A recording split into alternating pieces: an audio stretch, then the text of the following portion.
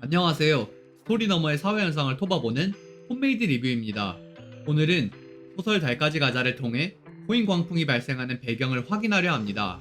나아가 코인 광풍의 탈출구 또한 고민해보려 합니다. 한국 사회는 코인 광풍의 중심에 서 있습니다. 한국에서 작년 동안 거래된 코인, 즉 가상화폐 총액은 약 358조입니다. 이는 올해 한국 예산의 65% 수준입니다. 가상화폐 월간 이용자 수도 312만 명에 달합니다.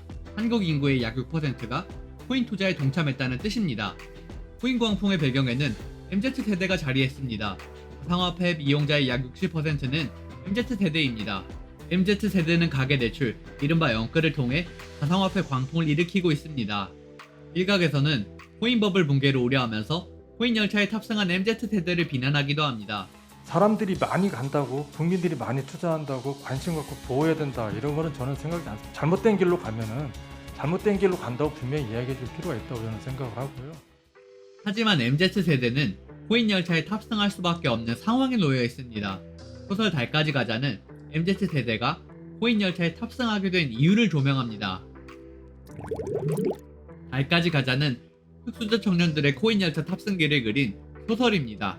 장류진 작가는 소설을 통해 왜 흑수저 청년들이 코인에 올인하는지를 보여주려 합니다. 홈메이드 리뷰가 코인 광풍의 배경을 중심으로 소설 달까지 가자를 읽어낸 이유입니다. 오른쪽 팔에 달과 로켓 문신이 새겨진 89년생, 다혜는 중견기업 마롱제과의 3년차 막내다.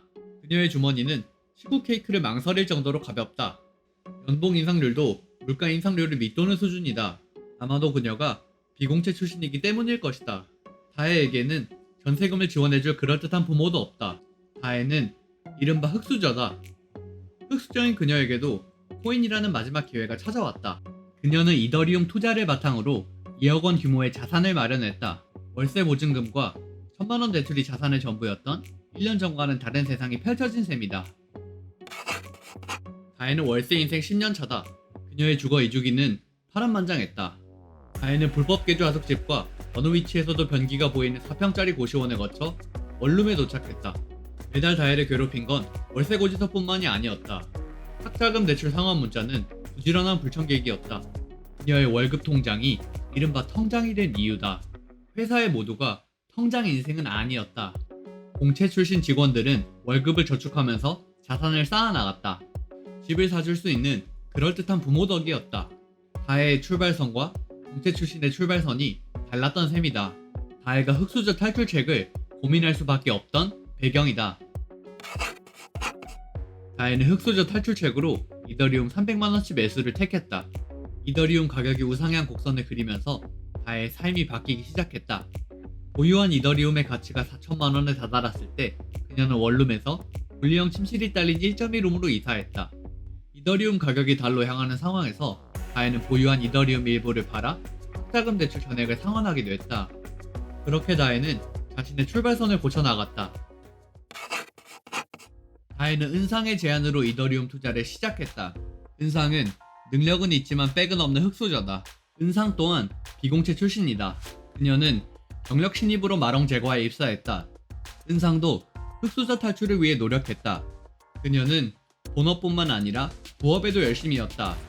사내 사설 편의점 강은상회를 운영하고 친구들과 에어비앤비 사업을 전개하는 시기였다. 하지만 사업이 번번이 실패하면서 은상은 흑수저 탈출에 실패했다. 은상은 흑수저 탈출을 위한 최후의 수단으로 이더리움 매수를 택했다. 그녀는 생계비를 제외한 월급 전부를 이더리움에 투자해 투자금 100배 이상의 수익을 거뒀다. 은상은 흑수저 동료 다혜에게 이더리움 투자를 추천했다. 다혜가 이더리움 열차에 탑승해 2억 원의 자산을 마련할 수 있었던 배경이다. 은상과 다혜는 또 다른 흑수저 동료 지송에게 이더리움 투자를 권유했다. 무기계약직인 지송은 미래의 삶을 포기한 욜로족이다. 그녀가 욜로족이 된 배경에는 미래를 꿈꿀 수 없는 현실이 자리했다. 은상과 다혜의 설득 끝에 지송은 이더리움 열차에 올라 미래를 꿈꾸기 시작했다. 그렇게 흑수저 3인방의 각자 도생이 시작됐다. 다혜는 비공채 출신이라는 이유로 팀장에게 낙하산 취급을 받는다. 은상은 부업으로 사내 편의점 강은상회를 운영하지만 회사 사람들은 그 모습을 안 이꺼워한다. 누군가의 신고로 강은상회를 폐업하게 되면서 은상은 큰 손해를 떠안는다. 지송은 무기계약직이라는 이유로 팀원들로부터 은근히 따돌림을 당한다. 단체 행사를 제외한 평상시에는 지송을 빼고 점심을 먹는 시기다. 회사라는 작은 사회는 흑수저 3인방에게 공채와 비공채 출신 사이에 선을 지킬 것을 묵시적으로 강조했다. 은상의 이더리움 투자 성공기가 회사에 퍼지면서 회사 사람들은 공채와 비공채 출신 사이에 선을 넘으려는 은상을 저주하기 시작한다. 흑수저 3인방의 생존 투쟁에 대한 선 넘은 사람들의 시선이 드러난 셈이다. 이더리움 가격이 달에 근접했을 때 흑수저 3인방은 이더리움을 매도한다. 은상은 33억의 수익으로 건물을 구매하고 지송은 2억의 수익으로 사업 자금을 마련하고 다혜는 3억의 수익으로 아파트 전세를 계약한다. 이더리움 열차가 흑수저 3인방에게 자산이라는 흑수저 탈출책을 선물한 셈이다. 코인 대박을 계기로 은상과 지송은 회사를 그만두지만 다혜는 계속해서 출근한다. 전세라는 자산을 바탕으로 월급이라는 소득을 축적해 나가기 위해서다. 다혜는 이제야 비로소 공채 출신과 같은 출발선에 섰다. 어쩌면 다혜가 새긴 달과 로켓 문신은 평등한 기회라는 염원을 담은 부적이었을지도 모르겠다. 소설 달까지 가자는 코인 광풍이 발생하는 배경에 주목합니다. 다혜, 은상, 지송은 비공채 출신의 흑수저 청년입니다. 흑수저 청년 3인방의 출발선은 공채 출신, 즉 금수저 청년들의 출발선에 한참 뒤처져 있습니다. 흑수저 청년 3인방은 그 격차를 따라잡기 위해 최선을 다했습니다. 은상은 본업뿐만 아니라 부업에도 열심히였지만 결국 실패했습니다. 비공채 출신 다혜는 공채 출신 팀장으로부터 선을 지킬 것을 암묵적으로 강요받기도 합니다. 1년의 과정에서 흑수저와 금수저의 격차는 점점 더 확대됐습니다. 그 격차는 지송으로 하여금 미래의 삶을 포기하게끔 만들었습니다. 흑수저 청년 3인방이 이 시대의 마지막 계층 사다리, 즉 코인 열차에 탑승할 수밖에 없었던 배경입니다. 소설 달까지 가자 속 코인 열차의 종착역은 자산 격차 해소라는 해피엔딩입니다. 하지만 현실의 흑수저 청년들이 코인으로 해피엔딩을 맞을 수 있을지는 의문입니다. 코인 대박의 수혜자는 소수이고 나머지 대다수는 이른바 코인 나락으로 떨어지기 때문입니다.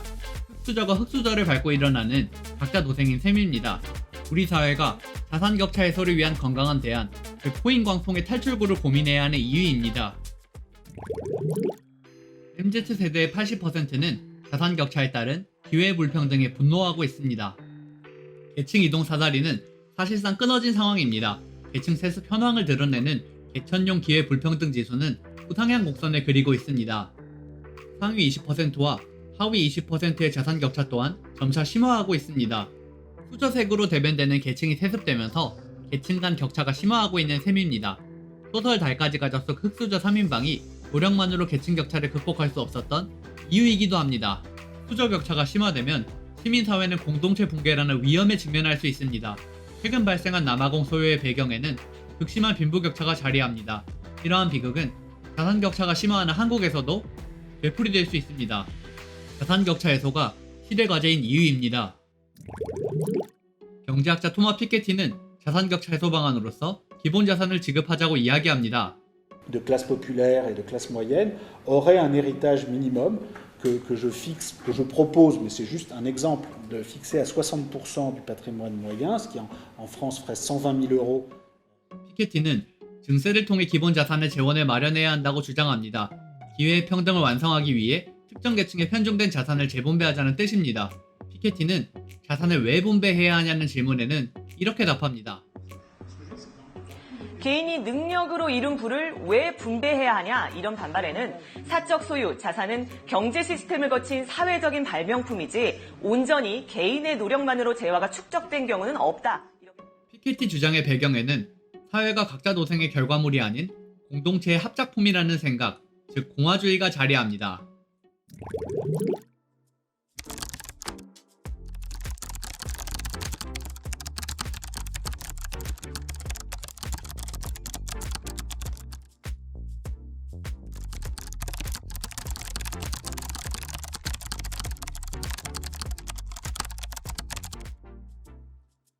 We need to broaden our approach to inequality.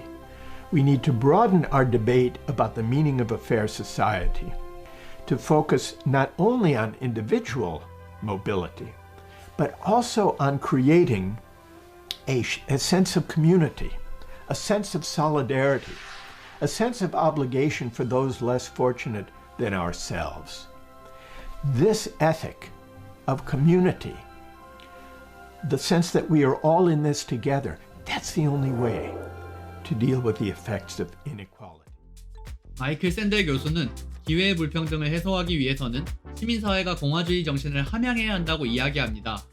공화주의라는 시대 정신을 바탕으로 자산격차 해소라는 시대 과제를 실천해야 하는 이유입니다. 소설 달까지 가자 속 흑수저 3인방은 코인을 통해 자산격차를 해소합니다. 각자 도생을 통해 기회의 평등을 쟁취한 셈입니다. 하지만 각자 도생은 타인의 희생, 즉 공동체 파괴라는 한계를 낳습니다. 달까지 갈 수 있는 나만의 비법이 아닌 사회 구성원 모두가 달까지 갈 수 있는 방법을 고민해야 하는 시점 아닐까요? 지금까지 홈메이드 리뷰였습니다. 감사합니다.